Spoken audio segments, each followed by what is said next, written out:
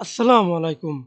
Hello everyone. Welcome back to my another video. In this video, how to draw a circle in photopea. First of all, open your photopea software. I already opened this photopea software. Then create a new file. File new. Okay. Then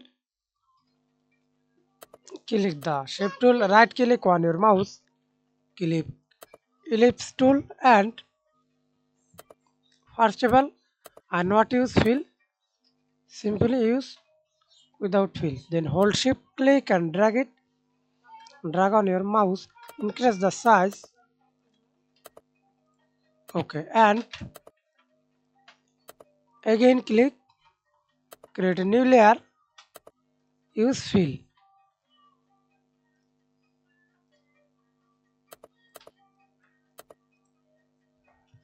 Stroke rate or do not stroke as your wish. Hold shift click and drag it. I do not use stroke. Okay, thanks for watching video. Please subscribe to my channel, like, comment, share.